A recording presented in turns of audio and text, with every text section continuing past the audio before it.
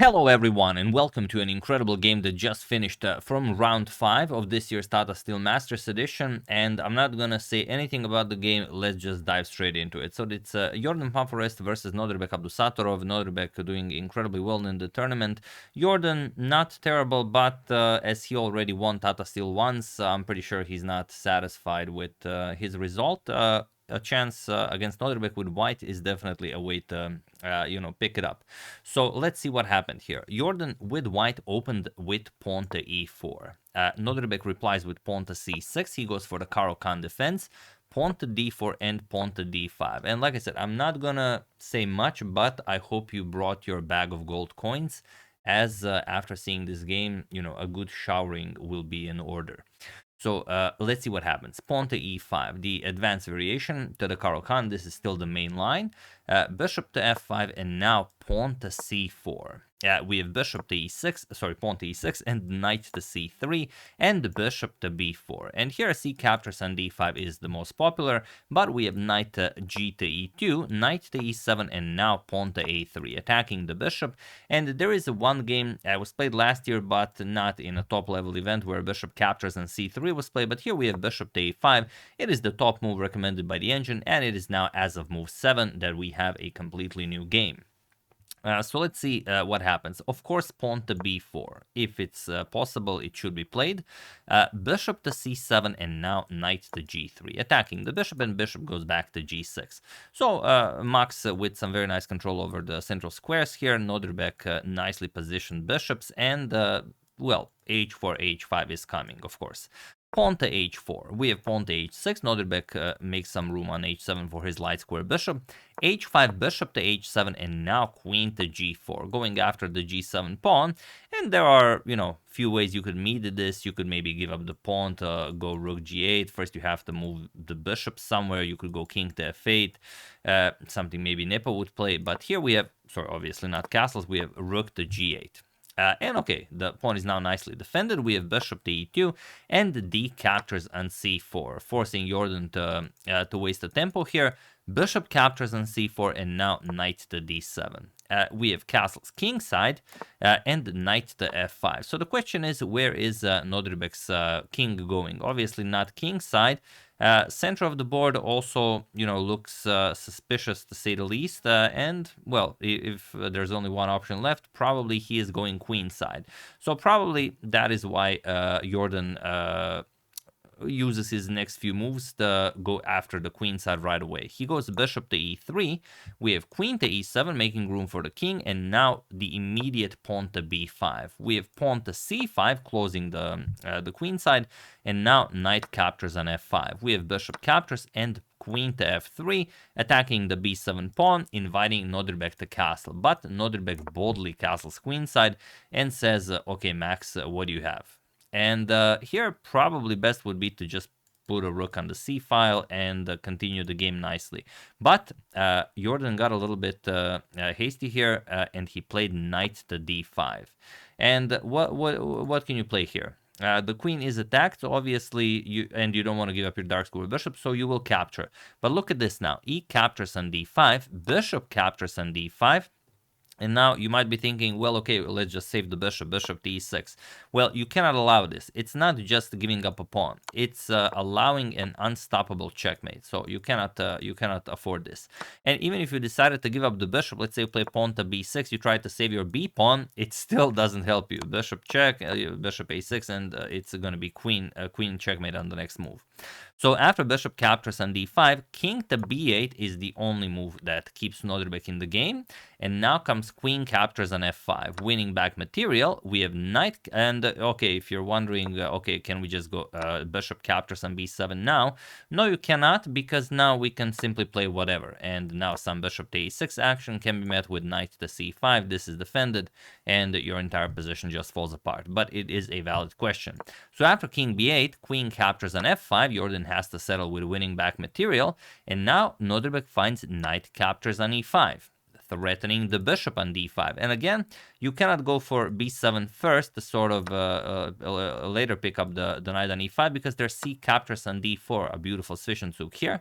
And now everything is hanging. White can simply resign. So after knight captures on e5, D captures on e5, and now rook captures on d5. And here, Max, I don't know why I'm saying Max. Jorden should just give up a pawn and just put a rook on the d file. Rook a to d1, as rook g to d8 is coming next. But he played pawn to f4, and well, this is just this is from where the game gets just amazing. Rook g to d8. Nodirbek, of course, doubles up rooks on the d file.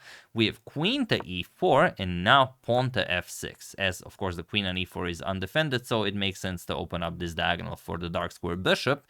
a4. Now Jorden has to really push those pawns on the queen side if this is to become a race. F captures on e5. Pawn to a5, and now queen to e8. The strongest move by Nodirbek.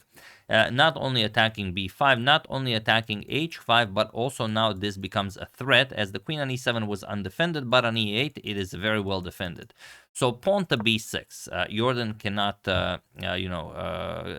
waste a single move worrying about pawns.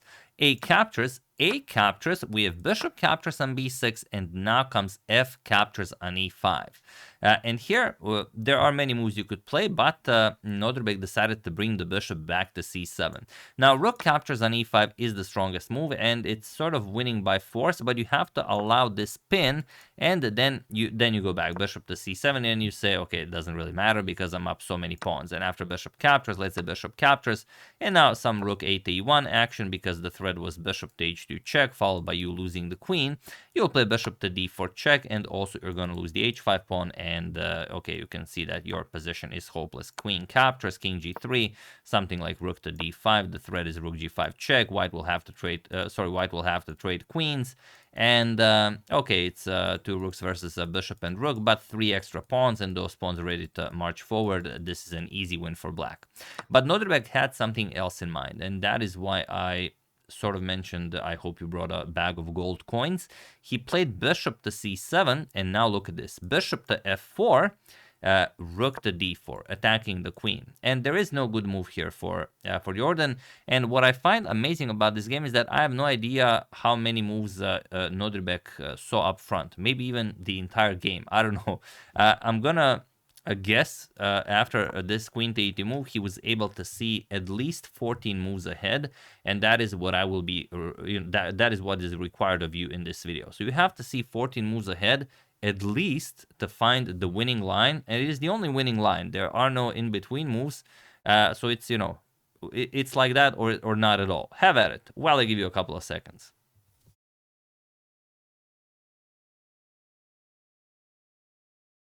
So for those of you who were able to do it, congratulations on, well, solving the unsolvable. And for those of you who just want to enjoy the show, it is rook captures on f4.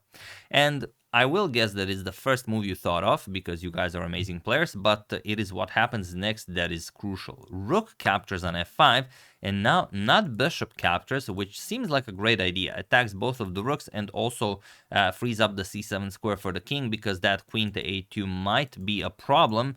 No, it's actually queen captures on e5. And now I will just show you a sideline that is not best, but or sort of is best, but that Nodirbek had to calculate in order to figure out that this works.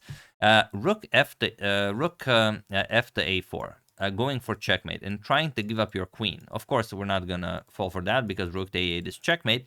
So here he would have to see queen h2 check, king f1, queen h1 check, king f2, and now rook to f8 with check. Only winning move. King to e3, rook to e8 check, king to d3, and just when it seems like the white king escapes, and every move here is winning for Jorden, except for one that is winning for Nodirbek, and that is pawn to c4. Believe it or not, pawn to c4, where either rook captures and then white loses the threat of checkmate, or king captures or king moves, doesn't really matter.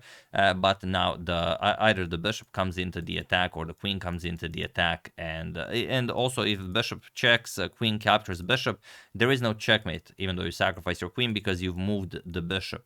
So here, let's say queen h4 check, king to b3, and now you can capture here with check. After rook captures, you're going to capture on e2, and you're going to be up a full bishop and win the game easily. And another thing after queen captures on e5 by Nodirbek is that you can't even play queen captures because there's bishop captures attacking both of the rooks, so you don't even get to keep the exchange. And once you save the rook, however you want to do it, I mean, king c7, the pawns are marching forward, you're up 2 pawns, but those are 2 connected pass pawns, and this is easily winning.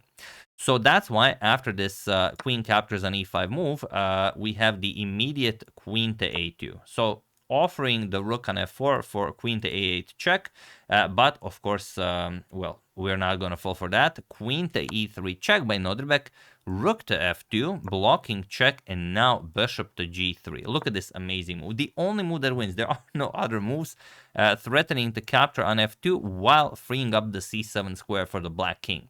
And now, again, how many moves Nodirbek had to see up front from that rook captures on f4 move to see that his king will be able to escape from this position. Queen to a8 with check, king to c7, queen to a5 with check, pawn to b6, queen to a7 check, king to c6, and now queen to a4 with check. Pawn to b5, queen a6 check, king to d5, and now queen to b7 with check. Nodirbek goes to c4, and now queen to f7 with check. And only one move is winning here for Nodirbek. Again, all of the other ones are not a draw or, you know, not even by close. All the other moves are winning for Jorden, but Nodirbek finds it. And that is rook to d5.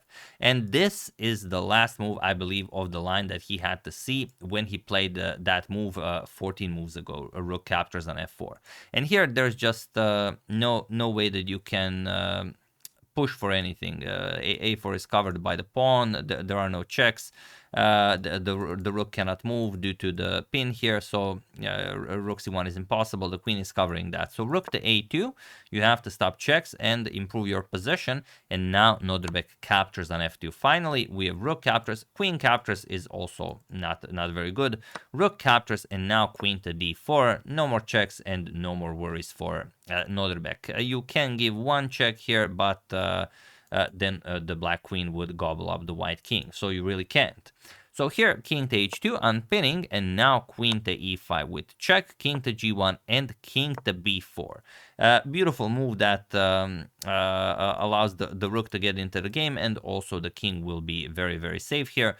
Rook to f1 was played, and now there are many ways to win this. Now you can play pretty much anything, but Nodirbek goes for the cleanest solution. He plays rook to d2, and he was in this position on move 47 that Jorden van Foreest resigned the game, as there is nothing more to be done here. So this is why I asked if you guys have brought your bag of gold coins, as now is the time to throw them in your monitor. Not really, but you know what I mean, or you know, at your smartphone, as this is a game that definitely deserves it. So why do we resign here? Well, after one check, let's say rook b1 check, you will simply block with rook b2. And that's all there is. Like captures, queen can give a check, but you don't care. c4.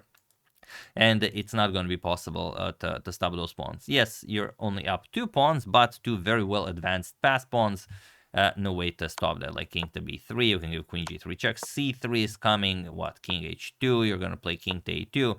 And now the pawn just marches forward. Like queen e1, you're going to play c2, you can give one more check. But after king b1, that's it. Now a check will be met with c1 queen. Black has 2 queens, and black can have many more queens, but it is pointless to continue this. And after rook to d2, of course, Jorden knows this. I have no idea why I called him Max a couple of times in the video. You know, it's just the way my brain works. So what are you going to do?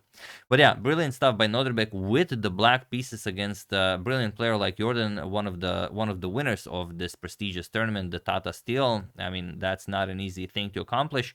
And yeah, I'm not going to spoil the other results, but I will say that Nodirbek is now tied for first place after 5 rounds. And as tomorrow is a rest day, I'm going to cover at least one more game, and then we are going to discuss the standings. And if you guys have any questions in general about the players of the tournament, ask anything in the comments, and I will reply to it in the beginning of the next video. Yeah, hope you guys enjoyed it. Brilliant stuff by Nodirbek. I mean, just quickly, I mean, let's check out these last few moves. I mean, from queen to e2.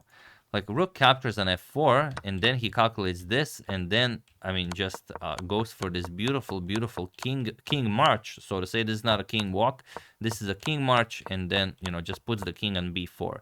And that's why the b4 is the most important square in chess. It's just every game revolves around it, and he who controls it will win the game. In the olden days, the master said that he who controls the center will win the game, but no one who just controlled the center ever won a game. You also had to control the b4 square. So yeah, really hope you enjoyed it. I would like to thank Ryan Canusa, Isaac Pinel Katadao, Everett Mulder, John Tardif, and Maximo Isern for your contribution to my channel. Thank you a lot, I really appreciate it.